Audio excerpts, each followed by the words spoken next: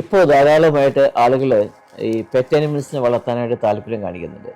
പ്രത്യേകിച്ച് കൊറോണയുടെ കാലഘട്ടത്തിന് ശേഷം സാധാരണ കുട്ടികളായിരിക്കും അതിനൊരു ഇനിഷ്യേറ്റീവ് ചെയ്യുന്നത്, താല്പര്യം കാണിക്കുന്നത്. അങ്ങനെ താല്പര്യം കാണിക്കുന്ന ഒരു വീട്ടിൽ ഒരു നായ വാങ്ങിക്കണമെന്ന് വിചാരിക്കുകയാണെങ്കിൽ ആദ്യമായിട്ട് നമ്മൾ ശ്രദ്ധിക്കേണ്ട ഏറ്റവും പ്രധാനപ്പെട്ട കാര്യം ആ വീട്ടിലുള്ള ആളുകൾക്ക് എല്ലാവർക്കും ഈ നായ വാങ്ങിക്കുന്നത് ഇഷ്ടമാണോ എന്നുള്ളതാണ്. നായ കൊണ്ടുവന്നു കഴിഞ്ഞാൽ ആദ്യത്തെ കുറച്ച് ദിവസം ഈ കുട്ടികൾ നോക്കും. കുട്ടികൾ സ്കൂളിൽ പോയി കഴിഞ്ഞാൽ അതിനെ നോക്കാനായിട്ട് ആളുണ്ടാവില്ല. ഈ നായ കൊണ്ടുവരുന്നത് സാധാരണ ഒരു ഇലക്ട്രോണിക് എക്യുപ്മെന്റ്സ് വാങ്ങിക്കുന്നത് പോലെ അല്ല. അതിന് നിരന്തരമായിട്ടുള്ള ശ്രദ്ധ വേണം. അതിന് വാക്സിനേഷൻ കൊടുക്കണം, അതിന് ആഹാരം കൊടുക്കണം. അത് രാവിലെ കാഷ്ടിച്ച് കഴിഞ്ഞാൽ അതിന്റെ കാട്ടം കൃത്യമായിട്ട് ക്ലീൻ ചെയ്യണം, കൂട് കഴുകണം. അങ്ങനെ ധാരാളം പ്രവർത്തനങ്ങൾ ഇതുമായിട്ട് ബന്ധപ്പെട്ടതുണ്ട്. ഈ പ്രവർത്തനങ്ങൾക്ക് കൃത്യമായിട്ട് ചെയ്യാൻ മാനസികമായിട്ട് ആ കുടുംബം തയ്യാറാണോ എന്നുള്ളതാണ് ഇതിനകത്ത് ഏറ്റവും പ്രധാനപ്പെട്ട ഒരു വിഷയം. അപ്പൊ അങ്ങനെ തയ്യാറുള്ള കുടുംബത്തിന് മാത്രമേ ഈ നായ്ക്കളെ വാങ്ങിക്കാൻ നിങ്ങൾ താല്പര്യം കാണിക്കാവുള്ളൂ. ഏത് നായ വാങ്ങിക്കണം? ഒരു നായ്ക്ക് എത്ര സ്ഥലം വേണം? അറ്റ്ലീസ്റ്റ് അതിനൊന്ന് ഓടി നടക്കാനുള്ള സ്ഥലം, അല്ലെങ്കിൽ അതിനൊന്ന് വെളിയിലേക്ക് കൊണ്ടുപോകാനുള്ള സ്ഥലം, നടക്കാൻ പോകുന്ന സമയത്ത് ഇതിനെ കൊണ്ടുപോകാനുള്ള സ്ഥലം. അപ്പൊ അങ്ങനെയുള്ള ഒരു പ്രത്യേക ഏരിയ ഉള്ള സ്ഥലത്ത് മാത്രമേ ഈ ലാബ്രഡോർ, അതുപോലെ ഗ്രേറ്റ് ഡെയിൻ, അതുപോലെ വലിയ നായ്ക്കളെയൊക്കെ വളർത്താനായിട്ട് പറ്റത്തുള്ളൂ. ചെറിയ നായ്ക്കളെയൊക്കെ ആണെങ്കിൽ നമുക്ക് പോമറേനിയൊക്കെ ആണെങ്കിൽ ഫ്ലാറ്റിലൊക്കെ വളർത്താൻ പറ്റും. അപ്പോൾ ഈ സാഹചര്യം നമ്മൾ കൃത്യമായിട്ട് മനസ്സിലാക്കിയിട്ട് മാത്രമേ ഇതിനെ വാങ്ങിക്കുന്ന കാര്യത്തെക്കുറിച്ച് നമുക്ക് ആലോചിക്കാനായിട്ട് പറ്റത്തുള്ളൂ. ഈ ഏത് ബ്രീഡ് എന്ന് പറഞ്ഞാൽ പലതരത്തിലുള്ള ക്രോസ് ബ്രീഡുകൾ ഇപ്പൊ ധാരാളം അവൈലബിൾ ആണ്. ഇപ്പോൾ ജർമ്മൻ ഷെപ്പേർഡിന്റെ പല ക്രോസ് ബ്രീഡ്സ് അവൈലബിൾ ആണ്. അപ്പോൾ ക്രോസ് ബ്രീഡ്സ് ചെറുപ്പത്തിൽ വാങ്ങിച്ചാൽ ഏകദേശം ഒരുപോലെ ഇരിക്കും. അപ്പൊ ഇതിന്റെ ബ്രീഡിന്റെ ക്വാളിറ്റി ഏറ്റവും പ്രധാനപ്പെട്ട ഒരു കാര്യമാണ്. ക്വാളിറ്റി എന്ന് പറഞ്ഞു കഴിഞ്ഞാൽ അത് ഒറിജിനൽ ആയിട്ട് ഇപ്പൊ ജർമ്മൻ ഷെപ്പേർഡ് ആണെങ്കിൽ ഒറിജിനൽ ജർമ്മൻ ഷെപ്പേർഡ് ആണോ, ഏതെങ്കിലും കെന്നൽ ക്ലബിൽ രജിസ്റ്റർ ചെയ്ത നല്ല പെഡിഗ്രിയുള്ള പേരൻസിന്റെ കുട്ടികളാണോ നമ്മൾ വാങ്ങിക്കുന്നത് എന്ന് കൃത്യമായിട്ട് പരിശോധിക്കണം. അല്ലെങ്കിൽ കുറച്ച് കഴിയുമ്പോൾ നമ്മൾ അതിന്റെ സ്വഭാവം മാറി മാറി വരുന്നതും, അതിപ്പോ നമ്മൾ ജർമ്മൻ ഷെപ്പേർഡ് വാങ്ങിച്ചു കഴിഞ്ഞാൽ അവസാനം കുറച്ച് കഴിയുമ്പോൾ ജർമ്മൻ ഷെപ്പേർഡിന്റെ കുറച്ചുണ്ടാവും, ഡോബർമാന്റെ കുറച്ചുണ്ടാവും.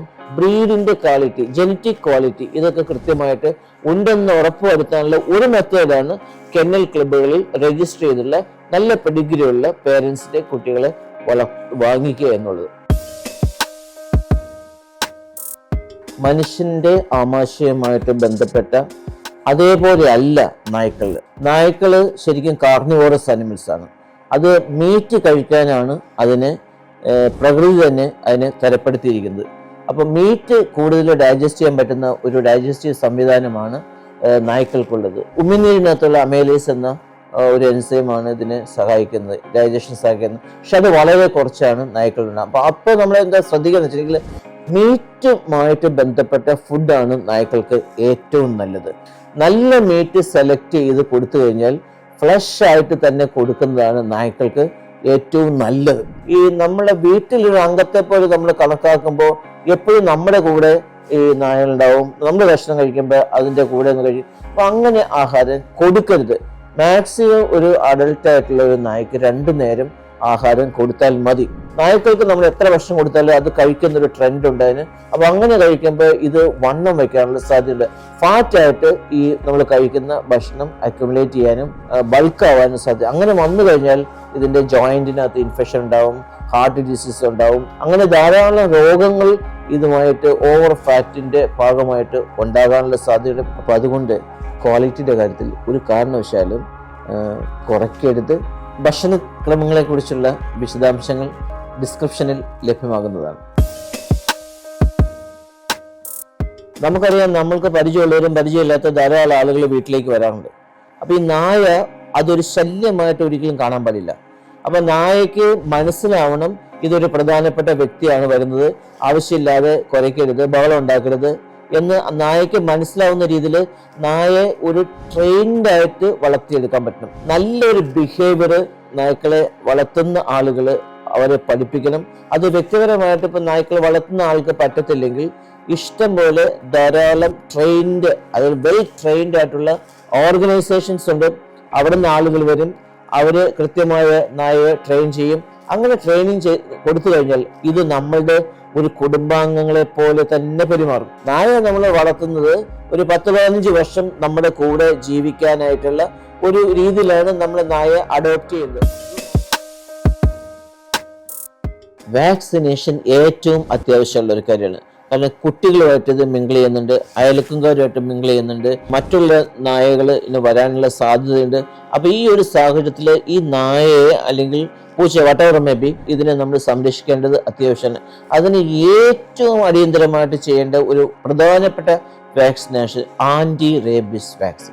ഒരു കാരണവശാലും ഈ വാക്സിൻ എടുക്കാതെ ഒരു നായയെ നമ്മൾ വളർത്തരുത്. ഇപ്പൊ നമ്മൾ സ്ഥിരം പേപ്പർ പോയി കഴിഞ്ഞാൽ ഒരു കുട്ടിയെ നായ കടിച്ചു, അല്ലെങ്കിൽ പേവിഷബാധയായിട്ട് ആളുകൾ മരിക്കുന്നു, ഇങ്ങനെ ധാരാളം ന്യൂസുകൾ വരാറുണ്ട്. ഈ വാക്സിനേഷന്റെ അവൈലബിലിറ്റി മിക്കവാറും എല്ലാ മൃഗാശുപത്രികളിൽ ലഭ്യമാണ്. നിങ്ങൾ അവിടെ ചെന്ന് കഴിഞ്ഞാൽ അത് വാക്സിൻ ചെയ്യും. വാക്സിനേഷന്റെ മുന്നേ ഡിവോം ചെയ്യുന്നത് നല്ലതാണ്. ഒരാഴ്ച മുന്നേ ഡിവോം ചെയ്ത് കഴിഞ്ഞാൽ അനിമല് കുറച്ചുകൂടി വാക്സിൻ അക്സെപ്റ്റ് ചെയ്യാനുള്ള പാകമാകും. ഓരോ വർഷവും കൂടുമ്പോൾ ഇത് റിപ്പീറ്റ് ചെയ്ത് വാക്സിൻ ഉപയോഗിക്കണം. അപ്പോൾ എന്നാണ് വാക്സിൻ ചെയ്തതെന്ന് കൃത്യമായ ഒരു കണക്കുണ്ടാകണം. ഇപ്പം ഞങ്ങൾ ഉപയോഗിക്കുന്ന വെറ്റ്ക്യൂർ ആപ്ലിക്കേഷൻ ആണെങ്കിൽ അത് കൃത്യമായിട്ട് നിങ്ങൾക്ക് ഒരു മെസ്സേജ് വരും, ഇന്ന ദിവസമാണ് വാക്സിൻ അടുത്തത് ചെയ്യേണ്ടതെന്ന്. അപ്പോൾ അത്തരത്തിലുള്ള കാര്യങ്ങൾ നമ്മൾ ശ്രദ്ധിച്ചു കഴിഞ്ഞാൽ ഇതുപോലുള്ള ഇൻഫർമേഷൻസ് കറക്റ്റായിട്ട് നിങ്ങളുടെ കയ്യിൽ എത്തും. പിന്നെ ഈ വാക്സിനേഷനുമായിട്ട് ബന്ധപ്പെട്ട് ആളുകൾക്കുണ്ടാകുന്ന ഏറ്റവും പ്രധാനപ്പെട്ട ഒരു ഇഷ്യൂ ആണ് റേബീസ്. ഇപ്പൊ റേബീസ് വന്ന നായ ഒരു പശുവിനെ കടിച്ചു, അല്ലെങ്കിൽ വേറൊരു ആനിമൽസിനെ കടിച്ചു, അല്ലെങ്കിൽ മനുഷ്യനെ കടിച്ചു.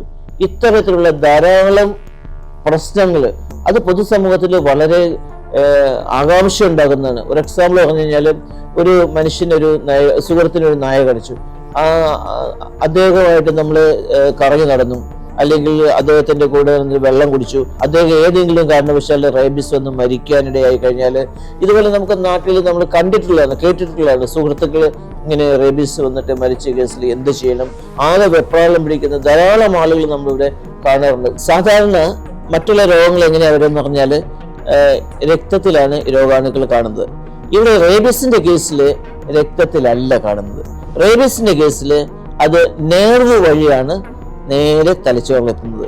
എവിടെയാണ് നമ്മൾ നായ കടിച്ചത് അവിടെ നിന്ന് ഏകദേശം പറഞ്ഞു കഴിഞ്ഞാൽ ഒരു 1 മുതൽ 3 മില്ലിമീറ്റർ ഒരു മണിക്കൂറിൽ എന്ന രീതിയിലാണ് ഈ വൈറസിന്റെ തലച്ചോറിലേക്കുള്ള മൂവ്മെന്റ്സ്. ഇത് പല കാരണങ്ങൾ കൊണ്ട് ഇതിന്റെ ഈ സ്പീഡ് കുറയാൻ കൂടാം. പക്ഷെ എന്നാലും ഓൺ ആൻ ആവറേജ് 1 മുതൽ 3 മില്ലിമീറ്റർ വരെയാണ് ഒരു മണിക്കൂറിൽ ഇത് ട്രാവൽ ചെയ്യുക. എന്ന് പറഞ്ഞാൽ 2-3 ആഴ്ച എടുക്കും നമ്മുടെ കാലിൽ ഒരു ഇൻഫെക്ഷൻ വന്നു കഴിഞ്ഞാൽ, കടിച്ചു കഴിഞ്ഞാൽ അത് തലച്ചോറിലെത്തും. ബൈ ദി ടൈം നമുക്ക് കൃത്യമായിട്ട് വാക്സിനേഷനൊക്കെ കൃത്യമായിട്ട് ചെയ്യാൻ പറ്റും. ഇപ്പോൾ റേബീസ് വന്നു കഴിഞ്ഞാൽ പശുവിനെ കടിച്ചു, അപ്പോൾ പശുവിന് റേബീസ് വന്നു, ഇനി ആ പാല് കുടിച്ചാൽ പ്രശ്നമാവുന്നത്. സാധാരണഗതിയിൽ ഈ റേബീസ് ഇൻഫെക്ഷൻ വന്നു കഴിഞ്ഞാൽ എല്ലാ സെക്രീഷനിലും ഉണ്ടെന്നുള്ളതാണ് ഒരു കണക്ക്. പക്ഷേ ഇത് അന്തരീക്ഷത്തിലെ സൂര്യരശ്മി അടിച്ചാലോ അല്ലെങ്കിൽ ഒന്ന് ചൂടാക്കിയാലോ ഒരിക്കലും ഈ വൈറസിന് രക്ഷപ്പെടാൻ കഴിയില്ല.